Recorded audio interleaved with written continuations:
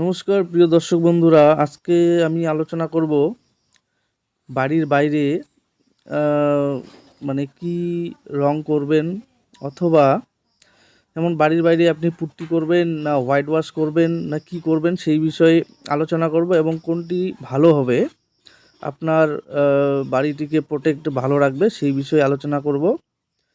তো আপনারা দেখতে থাকুন। তো এখন বাড়ির বাইরে অনেকেই ওয়াটারপ্রুফ পুট্টি করে এবং অনেকে আবার নর্মাল পুট্টিও করে।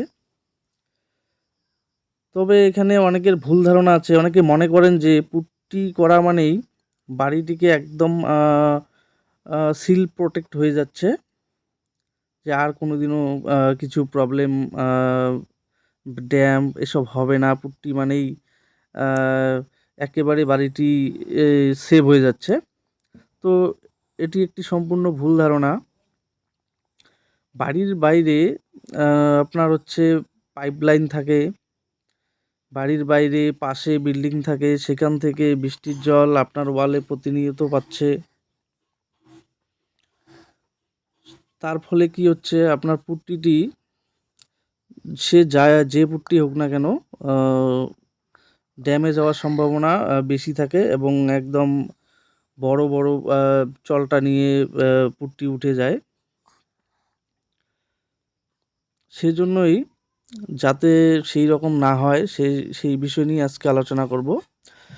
তো পুট্টি আপনি করতে পারেন, যেমন অনেকেই মনে করেন যে আমি বাড়ি করেছি, বাড়িটি সৌন্দর্য না হলে কেমন লাগবে। সেক্ষেত্রে আপনি বাড়ির যে ফ্রন্ট সাইড আছে সে সে সাইডে কিন্তু পাইপলাইনে তেমন কাজ হয় না, এবং ফ্রন্ট সাইডটি যেহেতু রাস্তা থাকে সেখানে গ্যাপ থাকে, অন্য বিল্ডিংয়ের জলও আপনার সেই ফ্রন্ট সাইডে প্রতিনিয়ত আসতে পারে না।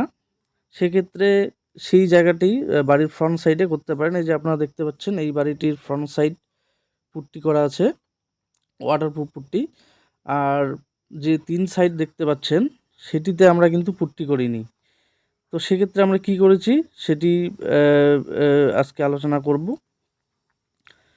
তো সেক্ষেত্রে আপনাকে যেটা করতে হবে, ওয়ালটিকে আগে ভালো করে রেড পেপার দিয়ে ঘষে নেবেন, এবং কোথাও যদি ঘোলা বা মশলার উঁচু নিচু থাকে সেটা আপনি পরিষ্কার করে নিয়ে, এই যে দেখতে পাচ্ছেন নেরোল্যাকের যে ড্যাম প্রোটেক্টটি আছে, আমরা এখানে এটি ইউজ করব। এবং আপনারা যে কোনো কোম্পানির ড্যাম প্রোটেক্ট ইউজ করবেন, এতে খুব ভালো ফলাফল আছে। যেমন এই ড্যাম প্রোটেক্টটি আপনাকে 2বার ইউজ করতে হবে।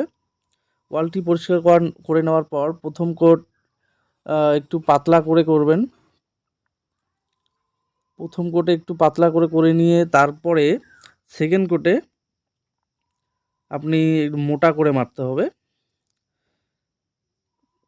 আপনাদের দেখাচ্ছি যে আমরা পুরো বাড়িটিই করেছি, সেইভাবেই করেছি। এই যে এখন প্যারাপিট ওয়ালে এখানে কিন্তু কোনো পুট্টি করা হয়নি, ডাইরেক্ট প্রাইমার 2বার ইউজ করা হচ্ছে। এইভাবে যদি আপনি কাজ করেন, 2বার প্রাইমার ইউজ করার পর যদি কালার করেন, সেক্ষেত্রে আপনার থিকনেসটা কিন্তু পুট্টির মতনই মোটামুটি চলে আসছে। হ্যাঁ, এরপরে যদি আপনি রং করেন, এর লংজিভিটি আপনি অনেক বেশি পাবেন। আর যদি পুট্টি করেন 2-4 বছরের মধ্যেই আপনার ওয়াল খসে খসে পড়ে যেতে শুরু করবে, সে নতুন বিল্ডিং হোক আর যাই হোক। পাইপলাইনের যে সাইডগুলো আছে সেখান থেকে তো পুট্টি কোনোভাবেই লংজিভিটি বেশি দিতেই পারে না। সেক্ষেত্রে আপনাকে এই কাজটি করতে হবে, তাহলে বিল্ডিং অনেক সুরক্ষিত থাকবে, লংজিভিটি অনেক বেশি পাবেন। ধন্যবাদ সবাইকে ভিডিওটি পাশে থাকার জন্য।